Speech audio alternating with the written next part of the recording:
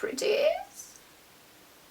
I don't think I'm doing the right witch at all, am I? This is my next Halloween tutorial for this year, and it's the Wicked Witch of the West. It's mainly based off the Theodora makeup from the film Oz the Great and Powerful, whatever it's called. It was the one where Mila Kunis played Theodora. There's maybe slight elements from Elphaba from the Wicked musical as well, which I saw earlier on this year and I absolutely loved it. I thought it was absolutely fantastic. So I really wanted to do a witch. The actual Theodora Wicked Witch of the West makeup would really need prosthetics, but I wanted to do a simplified one rather than sticking on like the fake chin and the fake nose, just to show that you can make your chin look really pointy just with shading and highlighting. And the same with the nose, you can make it look pointy just by shading and highlighting as well. But I hope this is relatively easy to follow. It's literally just using cream makeups and powders, and I know my eyebrows aren't even. That'll drive some people nuts, but it doesn't bother me that much because I don't think Theodora's own eyebrows are that even. And yeah, I did do a witch last year, but that one was really over the top, ugly, like latex crap all over my face. I will link to that below if you want to see it. But I hope this is helpful, and I'll see you for my next video. Thanks a million for watching, guys. As with my last couple of tutorials, I'm going to start off by sticking the wig cap on my hair to keep my fringe and the rest of my hair out of place and to protect my hair from any makeup as well. Then it's time for the eyebrows. Again, this can be hard with thick eyebrows, so the thinner the eyebrows, the easier it is. But begin by brushing your hair in the wrong direction. I just use a small spoolie here, and then coat your eyebrows with glue in this direction to really coat the bottom. Then brush them back into place, and this will really glue them down in place.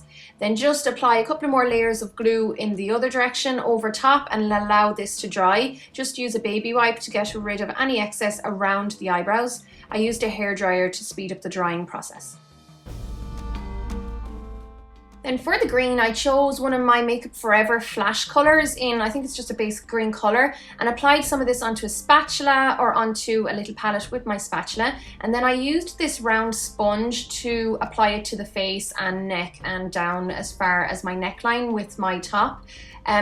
Beware, the sponge will get ruined. I've been washing this yoke for a week and it's still not fully clean, but I like this for applying it because brushes can really get hard to clean when you have this much grease paint on them, and normal sponges, the ones that are wedged, can leave marks, so that's why I liked the round one. Though I did use a normal sponge just to take away any excess afterwards. And then I went over with a normal cream eyeshadow, a green colour again, over the eyelid and underneath my lower lids.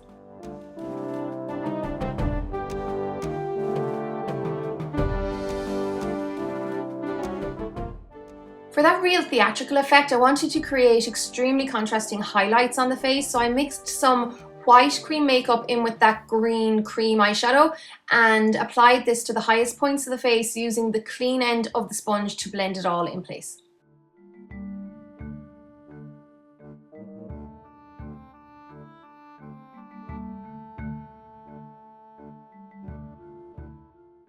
I applied some of the same mixture to the center of my nose using the side of the spatula, and also blended this in place using a clean end of the sponge. This is to create an extremely thin looking nose and to also start adding the pointed look to the tip of the nose.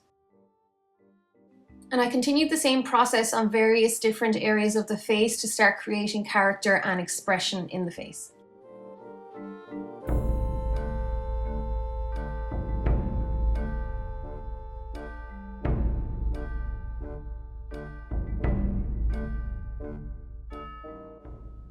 Once I got to the chin, I started to use the highlighted areas and the contrasting green to help create that pointed chin look that I'm going for with this makeup.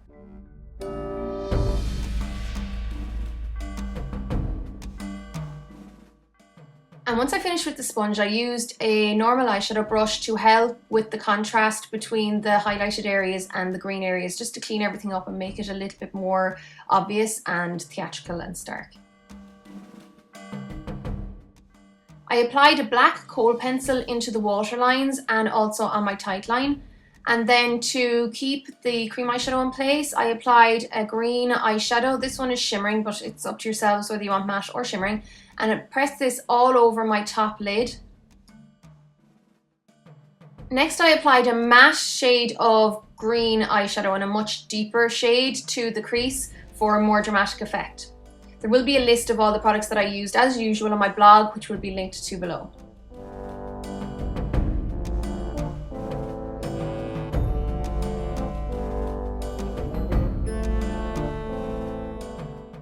Then using a darker green cream eyeshadow, I used this in the hollows of my cheeks to start creating contours and to really create those shadows and change the overall shape of my face.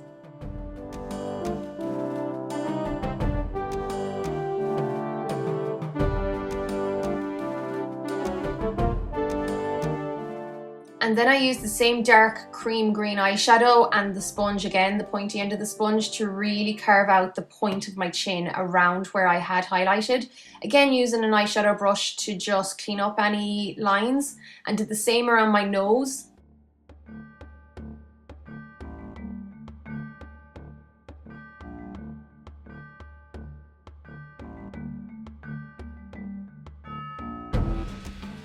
And then I used the same dark cream eyeshadow and eyeshadow brush to start creating a few more details and expression lines around the face for character.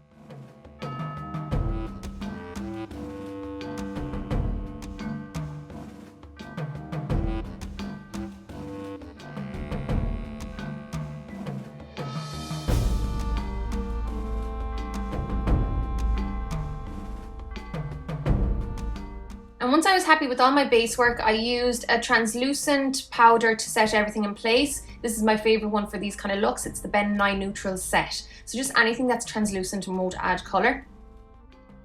Next, I added some matte black eyeshadow around the eye, both top and bottom, just to make them stand out a little bit more and add a little bit more drama.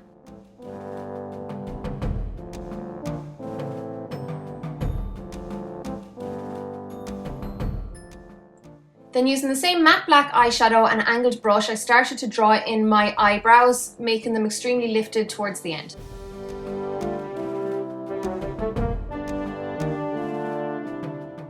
Then before finishing off the eyes, I started to tidy up a few areas and to add to a few details using that same dark matte green eyeshadow. And then to finish off the eyes totally, I just used a mascara. You could use false lashes if you want to be a little bit more dramatic or glamorous, but I just decided to stick with mascara. And then for the lips, I used a green eye pencil to create the shape and draw in the line, and then went over with my green lipstick in Apocalypse by Illamasqua, though most Halloween stores will have some form of green lipstick available now in store. So this is the makeup. I will talk you really quickly through the costume. I just did a scarf kind of covering my ears so I didn't have to paint them, because I hate painting around my tunnels. Kind of the way Theodora has in the book, or in the film rather, you don't see her ears, and she has the scarf kind of going around her neck as well, so I thought that would be just a handy way of doing that. And then this is a really cheap hat I got from the joke shop here in Galway. It was like $3.50. It's a really cheap one though, it flies off if I walk too quickly.